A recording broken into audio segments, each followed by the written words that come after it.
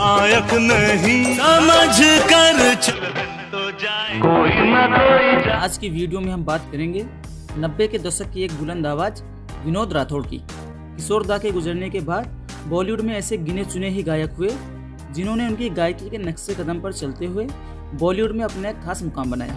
सबसे पहला नाम तो कुमार सानू का ही आता है, उसके बाद अभिजीत भट्टाचार्य और विनोद राठौड़।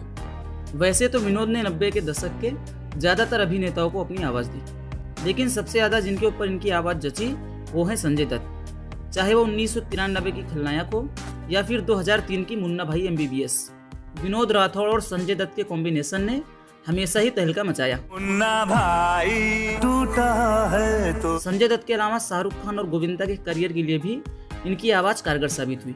तो आज की वीडियो में हम जानेंगे विनोद राठौड़ की लाइफ से जुड़े हुए कुछ दिलचस्प पहलुओं के बारे में। Welcome to. विनोद राठौड़ का जन्म 12 सितंबर 1962 को मुंबई में हुआ था। छुपाना भी मेरे यारा। इनके पिताजी चतुर्भुज राठौड़ शास्त्रीय संगीत के प्रकांड विद्वान थे। इनके घर में संगीत का माहौल बचपन से ही था और इनका रुझान भी संगीत की तरफ बढ़ने लगा। विनोद जी ने अपने एक इंटरव्यू में कहा था कि मैंने बचपन में रोने से पहले गाना शुरू कर दिया था। इनके आइडल बने मोहम्मद रफ़ी साहब और किशोर दा। जब इनके पिताजी ने इनकी दिलचस्पी संगीत में देखी तो इनके पिताजी ने खुद विनोद को संगीत की तालीम देनी शुरू कर दी। आपको बता दें, famous music director Shravan Kumar Rathore इनके बड़े भाई और मशहूर गजल गायक रूप कुमार राठौड़ इनके छोटे भाई हैं। श्रवण कुमार राठौड़ यानी नदीम श्रवण की जोड़ी वाले श्रवण। इनकी शिक्षा दीक्षा मुंबई में ही संपन्न हुई। अब बात करते हैं विनोद राठौड़ बॉलीवुड में आए कैसे। शुरुआत में इन्होंने अपने कुछ एल्बम निकाले। इनकी आवाज़ को सुनकर इनके टैलेंट को सबसे पहले पहचाना म्यूजिक डायरेक्टर उषा खन्ना जी ने। उन्होंने 1986 की अपनी फिल्म बेदाग में विनोद को एक कव्वाली गाने का मौका दिया। गाने के बोल थे, मेरे दिल में है अंधेरा कोई शम्मा तो जला दे। ये गाना उन्होंने मोहम्मद अजीज के साथ गाया था। ये गाना कुछ खास चल नहीं पाया, लेकिन उनके संघर्ष का दौर जारी रहा।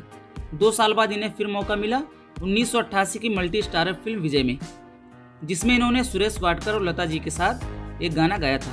इस गाने के माध्यम से विनोद की एक छोटी सी पहचान बॉलीवुड में बन चुकी थी, लेकिन अभी भी उनको वो सफलता नहीं मिल पाई थी जिसकी इन्हें दरकार थी। साल आया 1989 और इन्हें फिल्म मिली चांदनी। इस फिल्म में इनके 2 गाने ऋषि कपूर पर फिल्माए गए थे और इन दोनों गानों ने विनोद राठौड़ के कदम बॉलीवुड में मजबूत कर दिए। ये वही दौर था कि जब कुमार सानू का करियर भी शोहरत की बुलंदियां छूने को बेताब था। ऐसे में उनके सामने एक नई आवाज बनकर उभरे विनोद राठौड़। 90 के दशक की शुरुआत होते ही विनोद के बुलंदी के सितारे और भी तेजी से चमके। 1992 में विनोद ने शाहरुख खान के लिए फिल्म दीवाना में आवाज दी। इस फिल्म के वो 2 गाने जो शाहरुख खान पर फिल्माए गए थे वो गाने सुपर डुपर हिट हुए। अब तो बॉलीवुड के नामचीन संगीतकार भी जान गए थे कि लड़के में दम तो है। लक्ष्मीकांत प्यारेलाल ने उन्हें फिल्म रूप की रानी चोरों का राजा के रोमियो नाम मेरा नाम के गाने को गाने की पेशकश की। ये फिल्म 1992 में सबसे बड़ी हिट फिल्मों में से एक साबित हुई थी। उसके बाद डर, गुमराह, श्रीमान आशिक। 1992 की ये कुछ ऐसी फिल्में रहीं जिसमें विनोद राठौड़ ने अपनी आवाज़ दी। 1993 का दौर शुरू हुआ और ये वो दौर था जब कुमार सानू बॉलीवुड पर अपना कब्जा जमा चुके थे। हर म्यूजिक डायरेक्टर कुमार सानू से ही गाने गवाना चाहते थे। यहाँ तक विनोद के बड़े भाई श्रवण की फिल्में भी कुमार सानू के गाने से हिट हो रही थी। 1993 का साल विनोद राठौड़ के लिए सबसे बिजी सालों में से एक रहा। इसी साल नायक नहीं खलनायक हूं मैं नाम का गाना संजय दत्त के करियर के लिए एक बड़ा हिट साबित हुआ। लक्ष्मीकांत प्यारेलाल से लेकर अन्नू मलिक, बप्पी लाहिड़ी से लेकर AR रहमान, सबने इनसे एक से बढ़कर एक एक वो दौर भी आया जब क्रिटिक्स ने कहा कि विनोद राठौड़ सिर्फ हल्के फुल्के गाने ही गा सकते हैं, शास्त्रीय गायकी में ये फेल हैं। और तब विनोद राठौड़ ने फिल्म साजन चले ससुराल का मैं हूं नंबर 1 गवैया नाम का गाना गाकर लोगों को गलत साबित कर दिया।